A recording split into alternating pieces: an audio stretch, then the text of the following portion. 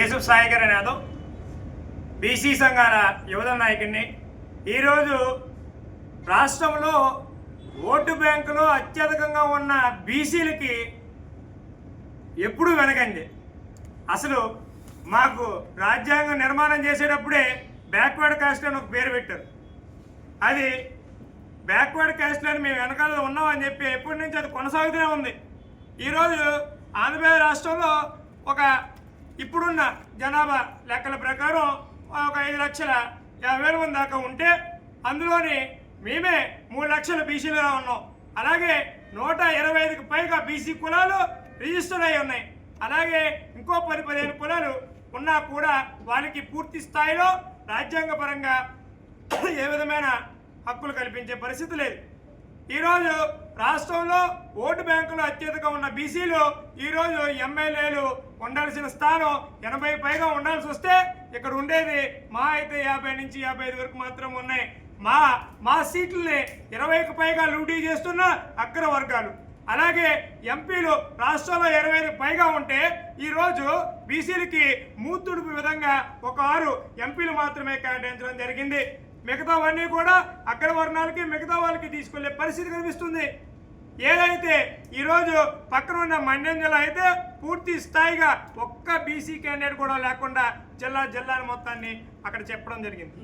స్థానిక సంస్థల్లో మా ఓట్లు ఉపయోగించుకొని మమ్మల్ని జెండా కర్రలుగా యూజ్ చేసుకున్న అన్ని పార్టీలకి హెచ్చరిస్తున్నా. ఈరోజు ఇదే వేదిక మీద నుంచి బీసీ గర్జనకి పిలుపునిస్తున్నా. ఏదైతే బీసీలు వెనకంజలో ఉన్నారో వాళ్ళకి తక్షణమే రాజకీయంగా మీరు ముందు చూపు చూడకపోతే బీసీల తాలూకా ఆగ్రహానికి ఉన్న అన్ని పార్టీలు కూడా గురవ్వాల్సి వస్తుంది. అలాగే మాకు కార్పొరేషన్లు ఏర్పాటు చేశారండి. గత ప్రభుత్వం కావచ్చు, ఇప్పుడున్న ప్రభుత్వం కావచ్చు, కార్పొరేషన్ పేర్లు మాత్రమే పెట్టారు. కానీ నిధులు లేని కార్పొరేషన్లు, ఖాళీ కార్పొరేషన్లతో ఏం చేసుకోమంటారు? అక్కడ ఉండే మీ పార్టీలో ఉండే కార్పొరేషన్ డైరెక్టర్లకి మీరు జీతాలు ఇస్తే సరిపోద్దా? ఏ అయితే బీసీలకు నిధులు ఏర్పాటు చేయకుండా, కార్పొరేషన్ నిధులు ఏర్పాటు చేయకుండా డమ్మీ కార్పొరేషన్ ఎవరి లబ్ధి గురించి? మీ ఓట్ల లబ్ధి గురించా?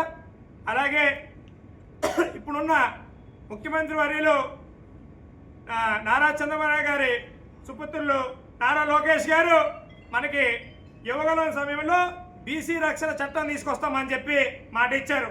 అలాగే అసెంబ్లీలో కూడా ఈ మాట తెలియజేయడం జరిగింది. ఎక్కడుంది బీసీ రక్షణ చట్టం?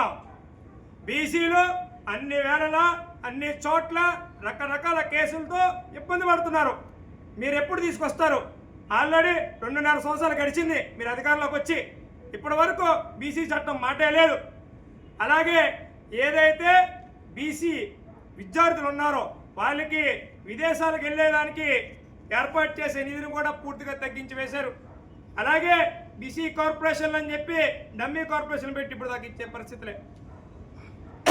ఇప్పుడు తక్షణమే తెలియజేస్తున్నాం, బీసీలు కానీ మీరు కానీ వెనకంజ చూపిస్తే తప్పనిసరిగా మా ఆగ్రహానికి మీరు గురవ్వాల్సి వస్తుంది.